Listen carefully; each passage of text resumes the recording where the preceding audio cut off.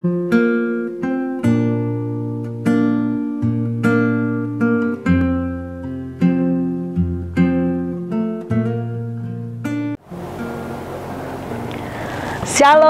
selamat sore kembali saudaraku. Kita jumpa dalam acara Renungan Senja untuk membahas kedua kalinya khotbah yang disampaikan oleh sahabat saya, Ibu Lydia Santoso. Halo. Ini acara CBM Channel atau Christ Bride Ministry Jakarta, Indonesia, dengan saya Pendeta Deborah Dumasi Sianipar. Saudaraku, kemarin kita telah membahas bagaimana posisi hati yang penuh nafsu. Akhirnya ketika melihat sesuatu, iblis membuahi nafsu itu sehingga jatuh ke dalam dosa yang berakibat turun-temurun kepada anak, istri, dan cucu kemudian, keturunan yang kemudian, generasi yang kemudian. Saudaraku, kita akan lihat contoh bagaimana seseorang dicegah Tuhan berbuat dosa ketika posisi hatinya lurus, benar, saudaraku, yaitu tentang Abraham dan Abimelek. Saya bacakan ayat 2 dan 3. Lalu oleh karena Abraham telah mengatakan tentang Sarah istrinya, dia saudaraku, maka Abimelek Raja Gerar menyuruh mengambil Sarah. Tetapi pada waktu malam, Tuhan datang kepada Abimelek dalam suatu mimpi, serta berfirman kepadanya, engkau harus mati oleh karena perempuan yang telah kau ambil itu, sebab ia sudah bersuami. Nah, saudaraku, si Abimelek sebelumnya dia tidak nafsu saja, saudaraku. Pasti ada nafsu, ada keinginan memperistri si Sarah karena dia lihat si Sarah ini cantik. Tetapi dia tidak serta-merta dengan kekuatannya langsung mengambil. Dia tanya. Dia tahu bahwa Sarah sedang berjalan dengan Abraham. Dia tanya, ini siapa? Tapi Abraham karena ketakutan, dia menjawab salah. Dia mengatakan, ini saudaraku. Memang karena ada ikatan persaudaraan juga. Satu ayah, lain ibu, saudaraku. Nah, dia mengakali seperti itu. Sehingga Abimelek dengan hati tulus, dia mengambil Sarah. Tetapi malam sebelum dia memperistri Sarah, Tuhan mendatangi dia dalam mimpi. Tuhan memberikan suatu hukuman kepada semua orang yang ada di istana Abimelek.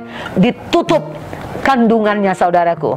Nah, kita akan tanyakan kepada Ibu Lydia yang mengkhotbahkan ini minggu yang lalu, bagaimana Tuhan memberi contoh yang luar biasa ini, posisi hati tadi, bahwa Tuhan mencegah orang yang tulus hati berbuat dosa. Mungkin Ibu bisa tambahkan lagi, Ibu? Ya.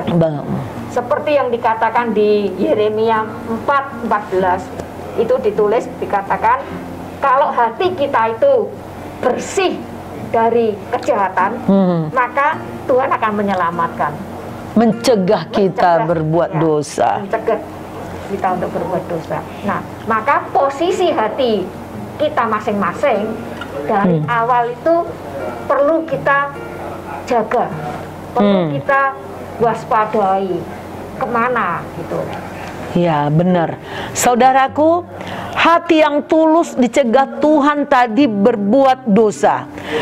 Kemarin Ibu Lydia mengatakan, kalau yang lurus itu, kalau kita jalannya lurus, kadang-kadang itu bisa melukai kita sendiri. Kita lurus, kita bisa dikatain orang. Kita lurus, itu seakan-akan juga orang lain bisa enak, bisa begini, bisa begitu. Tapi kita harus menghantam daging kita, memotong keinginan daging kita. Benar begitu, Bu? Nah, gimana Ibu dalam pengalaman Ibu sendiri, di dalam, saya tahu Ibu seorang yang lurus hati, mengikut Tuhan itu polos tulus, baca Alkitab, pokoknya ya harus begini. Walaupun di dunia ini tidak bisa seperti itu ya, Bu ya. Nah, apa pengalaman Ibu rasa dilukai, rasa dipotong daging, atau bagaimana ketika ibu bersikap lurus ini? Contoh ya Kak, yang beberapa sering saya alami ya. Ya. Saya itu kan kesukaannya menonton National Geographic, Animal Planet gitu. Nah, ketika saya itu sedang di tengah-tengah yang kepengen tahu kisah akhirnya itu seperti apa, seperti macan yang mengejar mangsa seperti itu ya. Ya. Ibu kan seorang pengamat. Tiba-tiba itu saya nggak lihat jam, wah udah jam 3 sore. Lalu di dalam hati saya dibilang masuk untuk doa. Kan? Saya berbantah, berdalih sama Tuhan ya. Tuhan, saya kan udah baca Alkitab. Tuhan, saya kan udah pujian 1 jam. Tuhan, saya kan udah masak. Saya sudah ini saya mau hiburan sebentar. Saya dong Tuhan. Untuk hiburan. Lalu suara itu bisa hilang kalau sayanya berbantah-bantah terus. Tapi saya mencoba untuk ini meninggalkan kesenangan pribadi. Ya ini kepengen penasaran, pengen tahunya itu saya cut di situ. Lama-lama, oh ya enak juga ya berintim sama Tuhan begitu. Ya. Begitu. Jadi itulah yang dinamakan kalau saat jalan yang lurus itu dipotong, memang memotong keinginan, memotong daging yang manusia itu sulit sebenarnya untuk bisa menerima dipotong itu. Dan kalau saya Bu, bukan hanya seperti itu. Dilukai orang dengan perkataan, dengan segala macam tuduhan yang tidak benar. Nah, ketika kita mau mengikut maunya Tuhan, kita dianggap egois lah, sombong lah, inilah. Padahal di satu sisi saya sebenarnya ingin nyenangin orang.